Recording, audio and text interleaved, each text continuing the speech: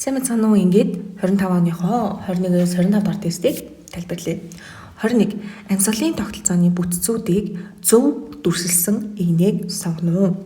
За энийг бүгдээрээ ажиллахын тулд эхлээд амьсгалын тогтолцооны замаа сэргийн санах хэрэгтэй. За хамрын хүндий төмөх, мөөрсөн хоолой, гуурсан хоолой, бронх зэрэг нь агаар дамжуулах зам болдог. Өөрөөр хэлбэл энд ямар нэгэн байдлаар хийн солилцоо явагдахгүй гэсэн үг. За хамрын хүндий маань хийг буюу агаарыг гаднаас оруулна тэр агаар дахь бохирдлыг шүүх үснүүдтэй хүйтэн агаарыг хоолоогоор дамжуулж болохгүй тийм ээ. Тийм болохоор агаарыг бүлээцүүлэхийн тулд хялгасан суцаар баялаг байдаг. Манайхаа одоо яг гараараа ингээд түнхэн дээрээ дараад үзээрэй заяа. Гараараа түнхэн дээрээ дарж байгаа шүлсээ залиг. Ангингууд түнх чинь дээшлэн. Тэгээд яг юм залгиж явахдаа амьсгаа авч чадах болохгүй газ. Тэгэхээр энэ нь өөрөө юг илэрхийлж байна гэхээр бид нар яг юм залгих үед агаарын зам маань түр хаагддаг. Хаагдахдаа түнх дээшлэлээ таглаа мөөрсийг түлхээ таалаа. Ингээд агаарын зам маань хаагдаад тийшээгээ шингэн болон идэж байгаа зүйлийн үлдэгдэл хилтерхий орохоос сэргийлж өгдөг гэсэн үг байхгүй юу? За тэгэхээр түнхэн дээр маш чухал зохицуулга явагддаг байна. За мөөрсөн хоолойны хувьд бол агаарыг бол дамжуулах зам болдог тийм ээ. Тэгээд хагас цикл хэлбэрийн ийм мөөрснүүдээс тогтдог. Агаар дамжуулах зам маань ерөнхийдөө бол гөлөр булчинтай. Яагаад тэгэхээр агаар дамжуулах хэсэг маань өдөө өргөсөн, нарийсан ийм болохоор булчинлаг байж тарах гэдэг тийм. Самрын харшил яагаад аюултай байдаг вэ гэхээр харшлын хариу урвал явах нь шүү дээ. Тэгээ үүнийхэн дунд гөлөр булчин агшин гэсэн үг. Тэгээ түүнээс болоод амьсгал нь боогддог байна шүү дээ тийм. За гуурсан хоолойны хувьд бол мөгөрсөн хоолойноос баруун болон зүүн уушгуулга салбарлсан хоолойг гуурсан хоолой гэж нэрлэдэг. Түүнээс цаашаа нарийсан хоолойг гуурсан цэр маань байна гэсэн үг. За тэгээ гуурсан цэрийн үзүүрүүдэд ийм усан үзэм шиг жижиг нэмгийн халссан бүрхүүл бүхий цулцангууд маань байрлаж өгсөн байдаг. Тэгээ энэ олон цулцангууд байгаа нь өөрөө ерөөсөө л агаарын багтаамжийг тэр эзлэхүүний гисэх зорилготой мөн уушигны одоо хэсэг бүхэлдээ нэг ингээ хумшиг том хөндөй байдаггүй те баруун тал нь 3 дэлбэнтэй зүүн тал нь 2 дэлбэнтэй тэгэхээр дэлбэнгүүдэд хуваагдаж өгснөөрөө агаарыг илүү чигэд үр ашигтай багтааж авдаг эволюцийн явцад тэгэхээр цохилдсон хамгийн тохиромжтой хэлбэр бол уушигны явдаа байгаа хэлбэр ингээд ойлгочиход болно. За тухайн бүтцүүдэд юу байгаа байх вэ гэх 11-р ангийн сурвалж хийсвшин зургийг оруулсан байна. Тэгэхээр цагаан мөөрсөн хоолой хувьд угаасаа өөрөө мөөрстэй байж таарна. За хундрын ис маань салс ялгаруулна. Тэгээд гадаад бохирдлуудыг өвчин өсгчийг наалдуулна. Ингээд наалдсан байгаа тэр салсыг сормос төгчүүдийн ис маань шүүрдэж үргэлж бол гаргана. Тийм болохоор агаар дамжуулах зам маань заавал хундрын ис болон сормос истэй байж таарна. За гүлгэр булчингийн исттэй энд хийн солилцоо явагдахгүй гэдгийг анхаарах хэрэгтэй. За гуурсан хоолойн дээр болохоор зэрэг мөөрстэй сармос төвчөр эдис болон хундгын эс гөлгөр булчин бас байдаг байна. Хийн солилцол явагдахгүй. За гуурсан цэр болоод ихэлсэн чинь яасан бэ гэхээр мөөрс байхгүй. Тийм болохоор гөлгөр булчин бол нэлийн байдаг онцлогтой. Хундган эс маань агаарын доод зам руу шивүү хэрэг байрлж юм бол маш их хэмжээний салс ялгараад тэгээ ялгарсан салснаас болоод агаарын зам бөглөрөх аюултай байхгүй. Тийм болохоор гуурсан царт хундган эс байхгүй. За тэгээ цөөн тооны сормос төвчөр эдис байдаг онцлогтой ахны. За мөгөрс бол байдаггүй түрүү хэлсэн байгаа. За цулцангийн хувьд бол мэдээж хийн солилцоо явуулах ёстой учраас мөгөрс байхгүй. Тэгээд гөлгөр булчингийн эс бол байхгүй. Тэгээ нэмгийн харсал байгаа тий. Тэгэхээр нөгөө нэг энэ хоёр бол буюу хундган эс сормос эс бол угаасаа байхгүй. Тэгээд цулцан хийн солилцоо маань явагдана буюу гадаад амьсгал маань явагдана гэсэн үг байна шүү дээ. За ингээ 21-ийн зөв хариулт дий. Өөрөөр хэлбэл мөөрсөн хоолойд бүх юм маань байна. Хүсэгтэй маш сайн ажиглаад яагаад энэ бүтцэд энэ хэсэг байхгүй байгаа хэлээ те яагаад байгаа гэлээ. Тэр ач холбогдлоо ойлгочихвол юм бол үнийг ажиллах маш амар. За 22. Цуснд нүрс хүчлийн хий зөөвөрлөгдөх механизмыг диаграмаар харуулв. Энэ нэлийн чухал сэдв. Кембрижийн хөтөлбөр дээр орж ирдэг. Манай дээр болохоор байдаггүй гэх юм уу. Тэгэхээр бид нар өөрсдөө сайн судлах шаардлагатай болчихж байгаа. За нүүрсний ангидраза нүүрсний хүчил бикарбонатын ионуудыг тодорхойлно уу гэсэн байна. За одоо тэгвэл энд яг юу болт юм бэ гэдгийг харъя те. Тэгэхээр энэ тохиолдолд нүүрс хүчлийн хий маань усанд ууссан хэлбэртэй зөвөрлөгдөн гэсэн үг. За ингэж уусахдаа гингууд нэг дугаар дээр бид нэр юу гэж үхээ гэхээр одоо уралд оролцож байгаа энзимийг бичиж тань. Яагаад тэгэхээр сумны яг дээр нь ороод ирж байгааз. Тэгэхээр нэг дугаартаа бол ямар ч маргаангүй нүүрсний ангидраасаа л байх ёстой. За одоо 2 болон 3 дугаартаа нь юу вэ гэж.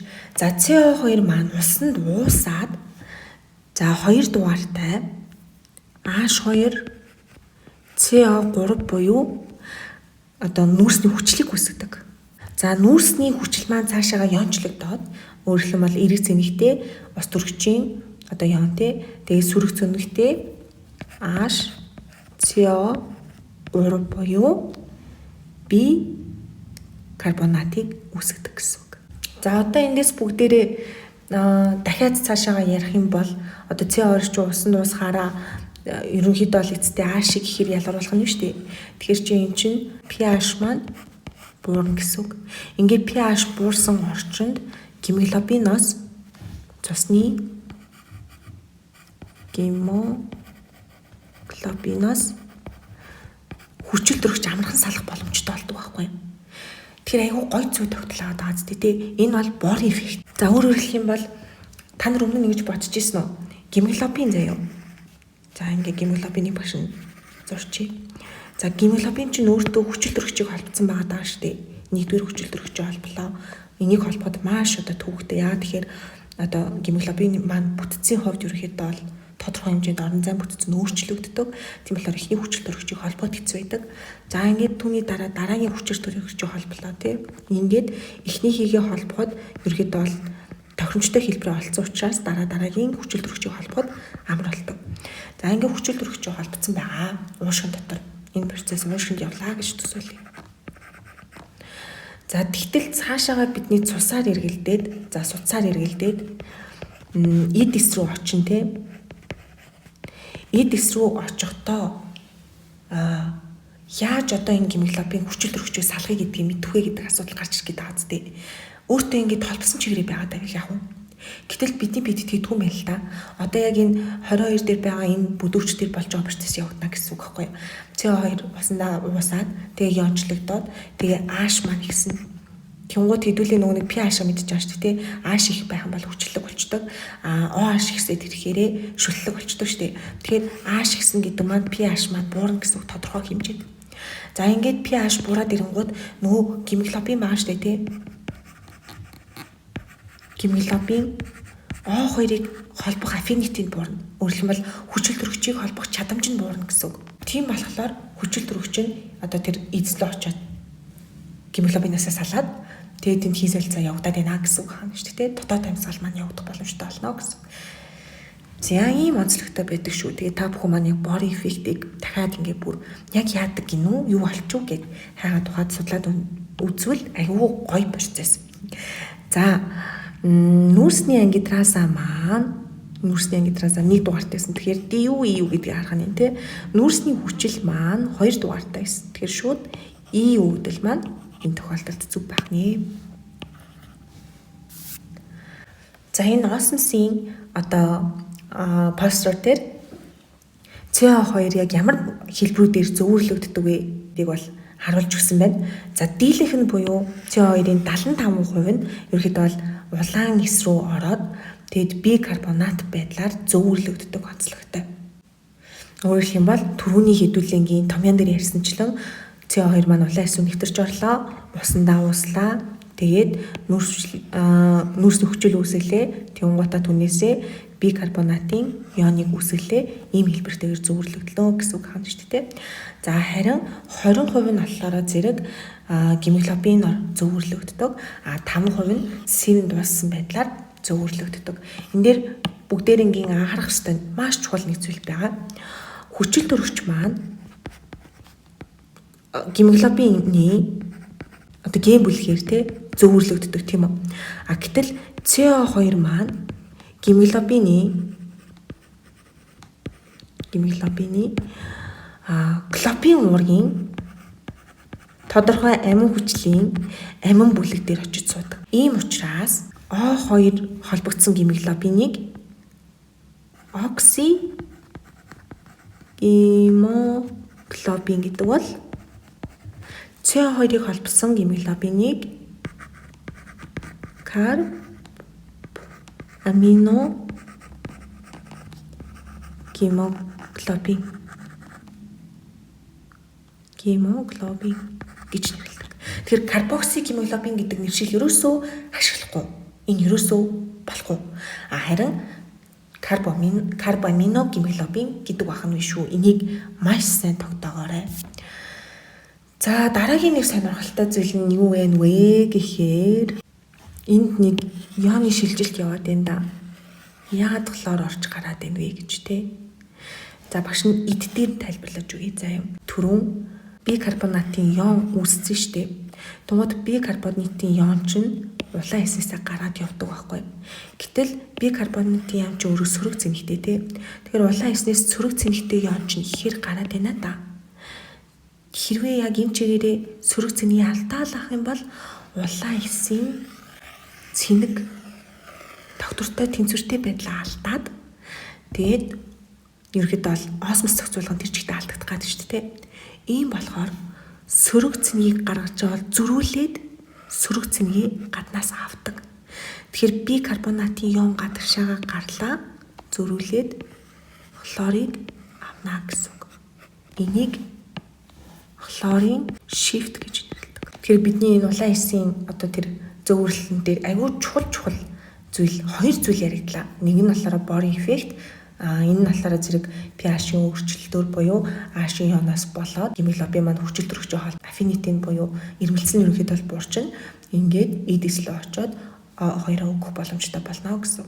Хлорын shift-ийн хувьд болохоор зэрэг бикарбонатын иона буюу сөрөг цэнэгтэй иона гадагшаага алдчихж байгаа учраас тэнцвэрийг алдахгүй хадгалахын тулд гаднаас зөрүүлээд сөрөг цэнэгтэй хлорын ионыг авдаг. Тэгэхээр иймэрхүү байдлаар цэнгийн зөрүүг ингэж үүсэхгүйгээр те яг тогтмол төр цэнэгтэй хлорын ионыг авдаг. Тэгэхээр иймэрхүү байдлаар тогтмол төр орчноо бариад байна гэсэн үг хаана ч те. Үнийг хлорын shift гэдэг байна. За ингээ 22-ийн зөв хариулт И байлаа. 23.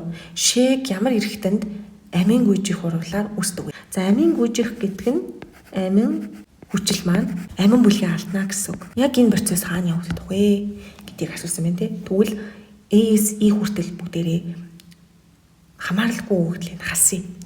За зүрх бол цуцыг шахна. Тэгэхээр шээгтэй зурлахгүй энийг хаслаа. Уушиг хийн солилцоо явуулах үүрэгтэй уушгийг хаслаа. Дэлгүүн дээр дархлаа болон цусны улаан эсийн задрал яригддаг. Сийг хаслаа. Одоо бөөр болон илгэл үлдэж байна те. За тэгэнгүүт бөөр маань ялгаруулах үүрэгтэй. Одоо та хэд бүтцэн ингэ бодоод үзье. Түүдгэн цэр дотор анхдаг чээс үүснэ. За ойрын дахир суган цэр дээр иргэн шимгэлт явагдана. Гэнглэн хогцоо дээр усны шимэгдэл явагдана те. За тэгээд холын болон цуглуулах цорго дээр болохоор зэрэг үлдсэн тэр эрдэс болон усны шимэгдэл маань бүтэн явагдана. Ингээд аваад үзэхээр бөөрөн дээр угаасаа шиг чинь аль хэдийн үүсчихсэн ирсэн байх хэвээр. Тэгжиж чээсээр ялгарна гэсэн үг. Тэгэхээр бөөр угаасаа биш. За ингээд үлдчихэж байгаа нь илэг баг. Илгэн дээр бүгдээр хоргоожуулах үүрэгтэй гэдгийг бол айгуу сайн мэдчихэж байгаа тийм. Тэгмээд илэг чинь дангаараа 250 үүргийг 250 гарын шүү.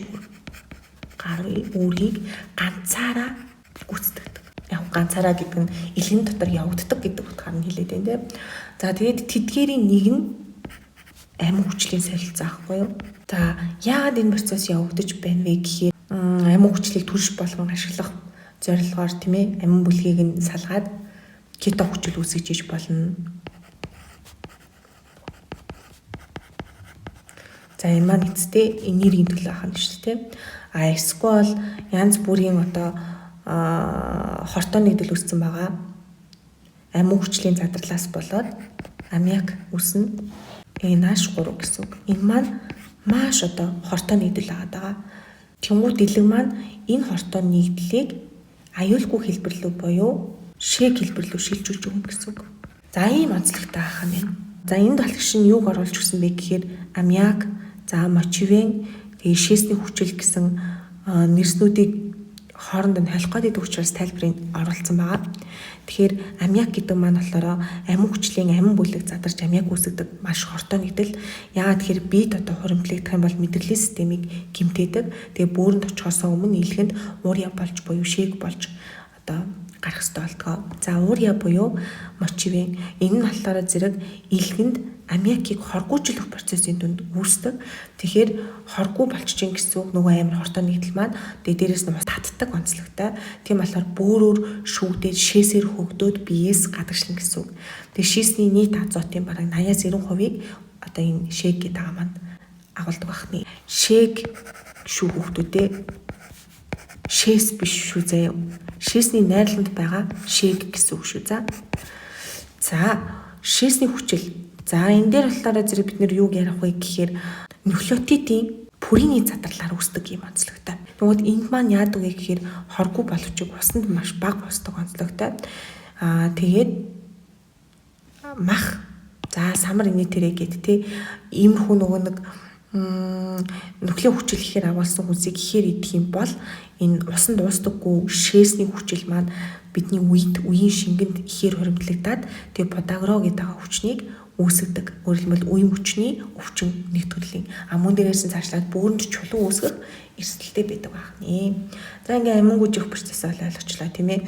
Амин бүлгээ амин хүчил маань алдахыг амин гүйжих процесс гэж нэрлэдэг байна. Үүнийхэн дүнд маш хурдан нэгдэл болох амийг үүсдгийг нь илүү маань хоргожүүлээд шейк болгож хуургадаг юм онцлогтой байна. За 23-ын зөв хариулт илэг байлаа. 24. Бөөрийн бүтэц үйл ажиллагааны үндсэн нэгж болох нефроны аль хэсэгт глюкоз болон амин хүчлийн эргэн шимэгдэлт явагдах вэ? За, яагаад энд эргэн шимэгдэлт гэж тодруулсан байгаа вэ гэдэг аягүй сонирхолтой. Бидний энэ түүтгэн цэр дотор анхдагч шээс үүсдэг. За, энэ анхдагч шээс үүсэхдээ жижиг молекултай бүх юмнууд нь судаснаасаа Бауманы капсул руу ороод ирнэ гэсэн үг байхгүй юу? Хэрэгтэй байна уу, хэрэггүй байна уу бүгдээрээ ороод ирнэ. Яагаад тэгэхээр нөгөө молекулынхаа хэмжээнээсээ тэгээ нөгөө нэг градиент буюу тэр нөгөө нэг хоёр талын концентрацийн зөрүү инээ тэрээсээ болоод хүссэн хүсээгүй хэрэгтэй хэрэггүй бүх зүйлүүд маань энэ Бауманы капсул руу орж ирдэг. За би дээр болохоор зэрэг ойрын тахир сугацаар харагдаж байна. Ойрын тахир сугацарт сая бид нар дээр нөгөө нэг хэрэгтэй зүйлүүдээ наашаа цорголоо оруулаад ирсэн маш тий. Тэгвэл буцаагаад биегээсээ эргэн шимэгдэлт явагддаг. Ойрын тахир сугацар дээр. Тэгэхээр тэр амин хүчил, глюкоз, зарим эрдэс ионууд гээд маш чухал хэсгүүд маань ойрын тахир сугацар дээр шимэгддэг гэсэн үг. Тэгэхээр энэ тохиолдолд бидний зөв хариулт маань бий болж өгч байна гэсэн үг.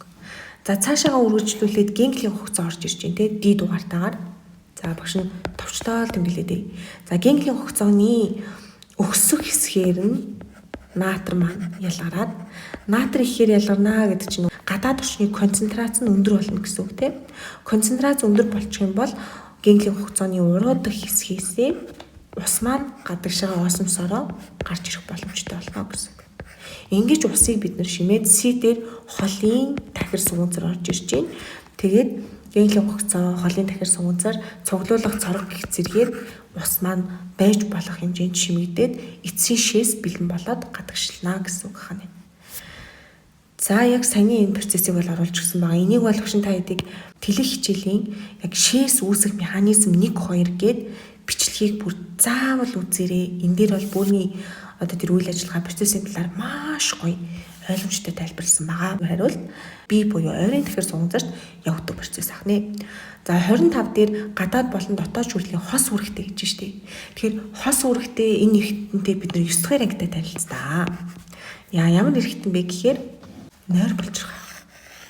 За яагаад хос гэдэг байгаа вэ гэхээр гадаад дотоод шүрэл хоёулаа агуулгадж байгаа. Тэгээ гадаад шүрлийн хэсэг нь хоол боловсруулах энзим буюу нөгөө ферментүүдээ ялгаруулж байна гэсэн үг байхгүй. Тэгээ энэ дээр нөгөө ацинозиснууд маань орж ирдэг тий. Ацинос. За харин дотоод шүрлийн хэсэг дээр даавар маань орж ирдэг байхгүй юу? За даавар гэхээр Лангер-Гансын арал. За Лангер-Гансын арлад нөгөө бета болон альфа эсүүд маань байна. Бетагаас нь инсулин ялгарна. Энэ нь цусан дахь сахар их үед цусан дахь сахарыг бууруулдаг. За альфагаас нь глюкагон ялгаар нь цусан дахь сахар бага үед цусан дахь сахарыг нэмэгдүүлдэг. Тэгэхээр ихсчгээрээ өвчин үүсгчгээд багасчгаараа энергийн дутагдалд оруулах гэдэг тийм болохоор яг балансыг ингэж тэнцвэржүүлж барьж өгнө гэдэг маань чухал ахны. За гадаад жүжиглийн хэсэг нойр булчирхааныхаа бүхэл бүтэн 97%-ийг эзэлдэг. Дотоод жүжиглийн хэсэг нь ердөө 3% эзэлдэг. Тэгэхээр дааврын нөлөө ямар одоо сүрхий байна вэ гэдэг маань тодорхойлчих шүү дээ. За тэгээ бас өмчийн дарихны хэсэг, за бамба булчирхаа, борсоо булчирхаа, бүрний дэд булчирхаа зэрэг нь ийм гадаад болон дотоод гэсэн шүрдлийн хэсгийг бол агуулдаггүй. Тийм болохоор 25-ны зөв хариулт нойр булчирхаа байлаа. За тэгээ нэмээд та бүхэн маань нойр булчирхаан дээрээ яг ингээ бүтцэн хэсүүдийн задлаад Лангер-Гансын арал нь яаж харагддгийг, альфа бета хэсүүд нь яаж харагддгийг, тэр ацинусын хэс нь яаж харагддгийг гэдгийг бүгдийг ялгаад сайхан харж байгаа.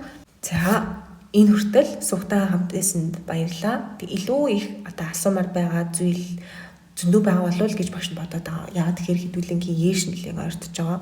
Тэгэхээр нэрхлэлгүй комент хэсэгт асуух зүйлээ бичиж үлдээгээрэй. За бүгдэнд амжилт. Subscribe дараарай. Subscribe.